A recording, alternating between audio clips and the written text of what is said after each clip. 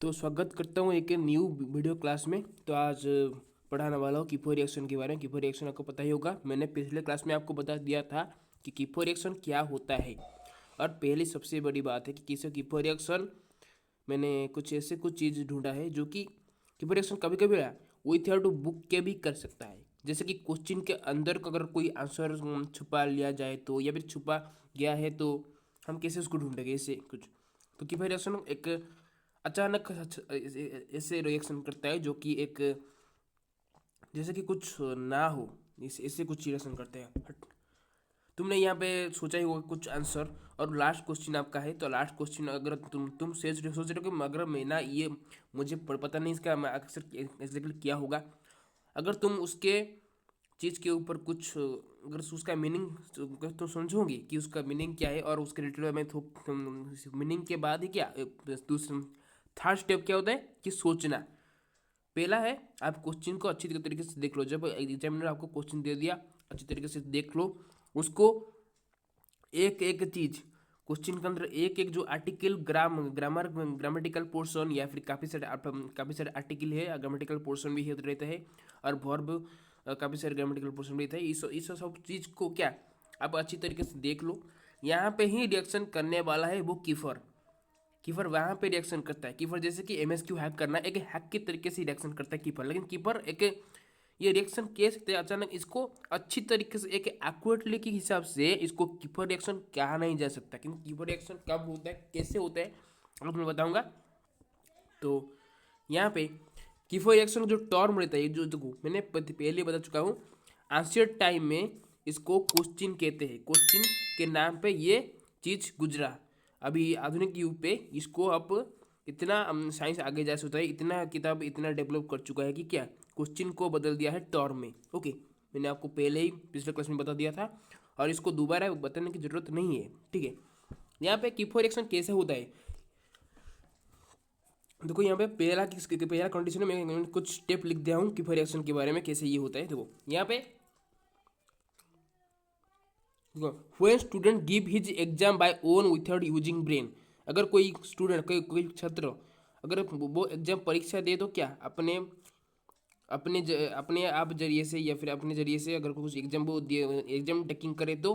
और यहाँ पे कौन सी चीज़ है कि दिमाग यहाँ पे नहीं लगाएगा। वो स्टूडेंट देगा एग्जाम लेकिन दिमाग नहीं लगाएगा, बिना दिमाग के जरिए से वो एग्जाम देगा।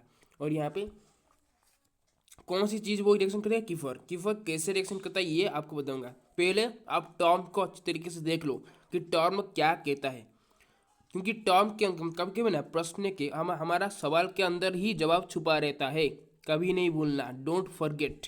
सवाल के अंदर ही जवाब छुपे रहते हैं। अगर तुम्हें अचानक अगर तुमने उसको एक टाइमर के हिसाब से तो उसका दिमाग अगर तुम्हें दे दिया, अगर वो सही लग गया तो वो ये बता, इसको इसको वही कहते हैं कि आपके तुक्का प्रक्रिया तुक्का क्या रिएक्शन कर रहा है। इसको एक तरह का तक्की तुक्का प्रक्रिया भी कह सकते हैं। ओके, पहले की बात है कि अब जो जो स्टूडेंट जो एग्जाम दे रहा है वो ब्रेन के जरिए से दे, कोई बात नहीं।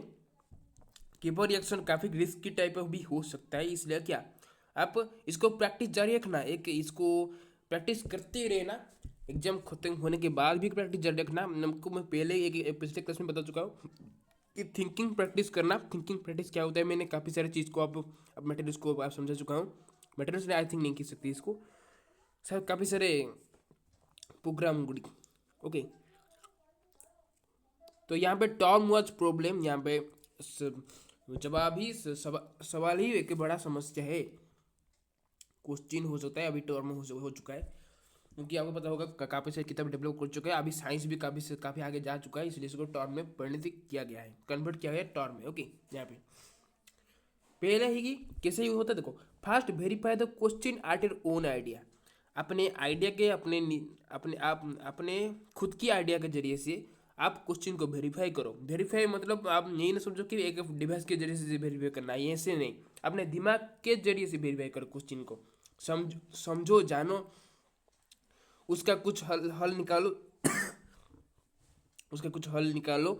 और यहाँ पे और एक बात, हल निकालने के बाद उसका मीनिंग भी अच्छी तरीके से समझ लो, उसका मीनिंग क्या होता है। तो काफ़ी सारे मीनिंग बुक खरीद के पढ़ना, काफ़ी कम आपको कुछ प्रोडक्ट्स का कुछ दे दूंगा। ओके, कुछ किताब का अब जाके डिस्क्रिप्शन लिंक में जाके आप वो किताब को खरीद के पढ़ना। वहाँ पे आपको एक कीपैड एक्शन में मदद करता है, क्योंकि विथआउट बुक बुक ही हमारे देखो यहाँ पे अगर मैंने एक इमेजिनेबल नेटिव के हिसाब से अगर मैं इसको बात करूँ तो ये एक चीज़ का एक लेबोरेटरी है। लेबोरेटरी में केमिकल आपका है किताब किताब है एक का केमिकल। यहाँ पे टेस्ट ट्यूब बीकर कौन होता है? टेस्ट ट्यूब बीकर रहता है काफ़ी सारे आर्टिकल ग्रामेटिकल पोर्शन। यहाँ पे वर्ड शब्द और वाक्य ये दो टाइप का समझो कि ये एक काल्पनिक है। ओके, समझो ये एक टाइप का टेस्ट ट्यूब और बीकर कौन है? हमारा आर्टिकल ग्रामेटिकल पोर्शन, ये वर्ड शब्द वाक्य। और यहाँ पे किताब है एक क्या? देखिए केमिकल। यहाँ पे केमिकल को ट्रांसपोर्ट करेंगे, डिस्ट्रीब्यूट करेंगे, जो भी कुछ हमको रिएक्शन यहाँ पे साइंस में पढ़ा जा रहा है वो वही चीज़ हमको करते ही चलेंगे। वैसे ही कुछ आप किताब को लेकर आप काफ़ी सारे चीज़ आप अगर ढूंढ के अपने नोटबुक में लिख के अच्छी तरीके से अगर तुम उसको समझ जाए तो अपने आप समझ जाओ, ऐसे कुछ करते होगे। तो ये वेरीफाई क्वेश्चन कब कैसे आप करते हो? अपने आइडिया के जरिए से। आप यहाँ पे किताब का यूज नहीं करोगे। यहाँ पे एक टाइप का एक्शन एक्शन रिक्वायर नहीं होता है। वो क्या है कि आइडिया को रिक्वायर हम रिक्वायर कर रहे हो, आइडिया के एक्शन को हम आइडिया में एक्शन ले सकते हैं, लेकिन क्या हम किताब को खोल के किताब को पढ़ के एक्शन नहीं ले सकते। यहाँ पे एक्शन रिक्वायर कर, क्योंकि कीपर एक्शन है ना, ये काफ़ी से ओके अच्छी टाइप का रिएक्शन करता है दिमाग के ऊपर उधर ज ज ओके। अगर एक 100 मार्क का परीक्षा हो तो अगर वहाँ पे कीपर रिएक्शन हो कभी कब करता है, काफ़ी क्रिटिकल होता है, क्योंकि इसको हार्ड प्रैक्टिस करना जरूरी है। कीपर रिएक्शन थिंकिंग प्रैक्टिस पहले मेड करो, पहले सोचो, दिमाग के अंदर जो भी कुछ शब्द आ रहे हैं वो फटाफट अपने नोटबुक में लिख दो और बिना किताब यूज करके। ओके, यहाँ पे first verify the question at your own idea, ये क्या फिर थर्ड फोर्थ स्टेप क्या है? Think the related book element who give the accurate answer. किताब का उपादान जो रहता है, किताब का उपादान का रिलेटेड सोचो जो कि वो एक सही आंसर आपको प्रदान कर सकता है, वैसे वैसे ही सोचो। ओके, जिसको हमको जरूरत है ये क्वेश्चन के अंदर वही चीज सोचो। ओके, यहाँ पे गया last, practice the brain thinking test, operation BTT। Okay, यहाँ पे ब्रेन थिंकिंग टेस्ट का क्या होता है? दिमाग सोचने वाला परीक्षा। दिमाग क्या सोच रहे हो? अगर तुम अगर पढ़ाई कर रहे हो, ओके, अगर तुम्हारा दिमाग और कहाँ पे ये रहता है तो वो क्या सोच रहा है, ऐसे कुछ। तो इसको कहते हैं operation BTT, brain thinking test. यहाँ पे ये होगा, तो यहाँ ब्रेन थिंकिंग टेस्ट वही वही चीज़ है। तो ये दो टाइप के टेस्ट को आप प्रैक्टिस करना, एक थिंकिंग टेस्ट जिसको हम BT कह सकते हैं, और BTT जो होते हैं वो दूसरा टेस्ट है ब्रेन थिंकिंग टेस्ट। दिमाग क्या सोच रहा है वो चीज़ को सोच लिखो, अगर तुम जो सोच रहे हो उसको लिखो, ऐसे कुछ। तो थिंकिंग टेस्ट सिर्फ जो अगर हम के ले तो क्या वो तुम जो सोच रहे हो, बच्चा अगर कोई सोच रहा है क्या लिखना चाहिए वो उसको लिखे अपने खाते पे।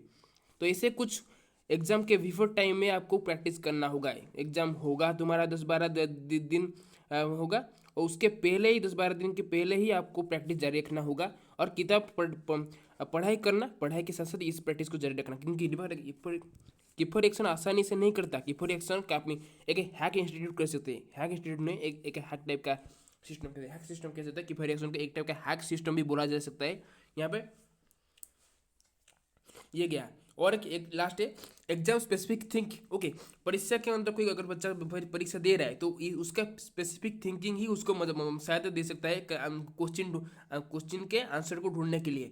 और यहाँ पे आंसर कब ढूंढा जाएगा? जब कीपर एक्शन करेगा। कीपर एक्शन तुक्का प्रक्रिया कब होगा? ये तुक्का प्रक्रिया आपको काफ़ी सारे किताब को लेकर जारी रखना होगा। जैसे आपको एक काल्पनिक के जरिए से आपको इंस्ट्रक्ट कर चुका है, काल्पनिक के जरिए से समझो ये क्लास ही आपका लेबोरेटरी है, और काफ़ी सारी किताब है, एक टाइप का केमिकल है, और यहाँ पे काफ़ी सारे शब्द वाक्य आपका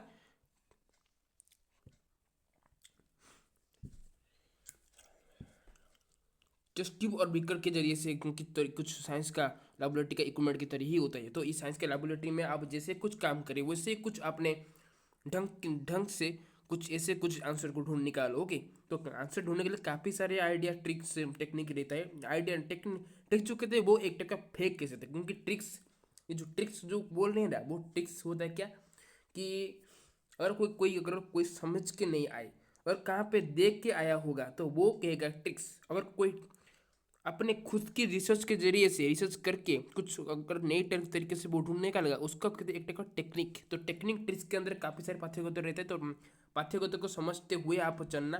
ट्रिक्स और टेक्निक ये दो टाइप का मतलब कुछ अलग अलग तरीके से रहता है। ओके, तो कीपर रिएक्शन ऐसे कुछ तो टॉ में पहला प्रॉब्लम टॉ। पहले हम ट्रांसलेशन करेंगे टी के ऊपर, ये यहाँ पे टी ज़्यादा दे रहा है, यहाँ पे ट्रांसलेशन करेंगे। पहले एक सवाल, हम सवाल को देखेंगे, उसका जवाब। हाँ, क्योंकि हम यहाँ पे कीपरेशन कर रहे हैं, कीपरेशन का मेथड हम यूज कर रहे हैं, इसलिए हम किताब को यहाँ पे एक्शन रिक्वायर नहीं किया जा रहा है, यहाँ पे किताब नहीं खोलना जा रहा है। तो किताब हम खोलना नहीं चाहिए, यहाँ पे किताब खोलने का हमको परामर्श है ही नहीं, तो इसलिए हम परामर्श लेंगे ब्रेन के जरिए से। ओके, पहले हम ट्रांसलेशन करेंगे, उसके बाद आई यहाँ पे हमारा आग का सबसे बड़ी क्षमता रहेगा। क्या रहेगा कि वो सवाल को देखेगा, हमारा आग सवाल को देखेगा, रीडिंग कर रहा है, वो रीडिंग करे, रीडिंग जैसे कि एक सर्चिंग कर रहा है।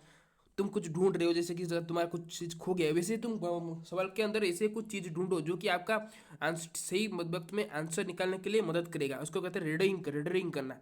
रीडरिंग एक टाइप का चीज़ है जो कि जैसे कि आपको पता होगा, रीडरिंग एक ऑब्जेक्ट काफ़ी एक अगर एक टेक्नोलॉजिकल जरिए से किया जाए तो रीडरिंग एक टाइप का मैकेनिज्म पार्ट है। मैकेनिज्म पार्ट एक ऐसे मैकेनिज्म डिवाइस है जो कि क्या आसपास में रहने वाला काफ़ी सारे चीज़ को ढूंढ पाता है, वो कौन सी भी चीज़ है। तो रीडरिंग काफ़ी टाइप का होता है, इसलिए मैचिंग करना, आपको मैचिंग करना पड़ेगा। यहाँ पे आंसर मैचिंग हो रहा है या नहीं, तो मैचिंग अगर हो गया तो आपका टर्म का ये जो पूरा TERM प्रोसेस पूरी तरीके से सक्सेसफुली हो सकता है। यहाँ पे कुछ रिएक्शन अगर हम प्रैक्टिकल के जरिए से दिखाए तो हम अभी तो मैं फेस रिवील तो कर चुका हूँ, लेकिन हमारा आप में तो अगर अभी नहीं, जब 1 के सब्सक्राइबर कंप्लीट होने के बाद मैं अपने कोचिंग का एक कॉस्ट्यूम पहन के आपको पढ़ाऊंगा, तो तब जाके आपका रिएक्शन आपका प्रैक्टिकल को दिखाऊंगा। तो प्रैक्टिकल कैसे किया जा रहा है कैफी रिएक्शन के अंदर, कीफो रिएक्शन का प्रैक्टिकल आपको दिखाऊंगा। तो यहाँ पर रीडरिंग, मैचिंग, ट्रांसलेशन, ई। तो टी में आता है ट्रांसलेशन, ई में आता है आई, आर में आता है रीडरिंग, एम में मैचिंग। तो ये चारों टाइप का टर्म का फुल फॉर्म होगा translation, I, reordering, matching. Okay, translation of I, reordering and matching. Okay, ये से कुछ कह सकते हैं फुल फॉर्म के जरिए से। फुल अगर शॉर्ट फॉर्म है तो TERM होगा। ओके, तो कीपरेशन ऐसे कुछ तरीके से टिक मेंटेन करता है। यहाँ पे एक चीज़ के ऊपर अभी तक भी डाउट में है, वो क्या है, वो दो टाइप का चीज़ है, वो है प्रैक्टिस बैंक थिंकिंग टेस्ट और स्पेसिफिक एग्जाम थिंकिंग। ये जो BTT और बीट अब जो, तो ये इस चीज़ के ऊपर अभी काफ़ी सारे बच्चे जो देख रहे हैं वो अभी डाउट में है, ये क्या बोल के चलेंगे। तो स्पेसिफिक थिंकिंग अच्छी तरीके से आपको समझा देता हूँ क्या होता है। स्पेसिफिक एक किस्म का एक सबसे, जैसे कि आप रेयर के चीज जो चीज़ को आप मटेरियल को एक टाइप का रेयर मानते हो, वो ही आपका एक स्पेसिफिक है। स्पेसिफिक होता है क्या, जो चीज़ सबसे बड़ी किस्म की हो और किस्म का सबसे बड़ा आधार के ऊपर वो आधारित हो, तो वो एक ऐसे कुछ। तो एग्जाम स्पेसिफिक थिंकिंग था कि परीक्षा के समय अगर हम कुछ चीज़ सोचने का जो एक आधार पर अगर हम सोच रहे हैं, सोच के आधार पर अगर हम सोच रहे, वो होता है क्या, ये स्पेसिफिक। तो ये चीज़ से आप इतना फिलहाल काम करता है जब BTD अगर प्रोसेस अच्छी तरीके से वर्क करे। तो BTD क्या होता है, ब्रेन थिंकिंग टेस्ट। यहाँ पे ब्रेन थिंकिंग टेस्ट आपको पहले करना होगा।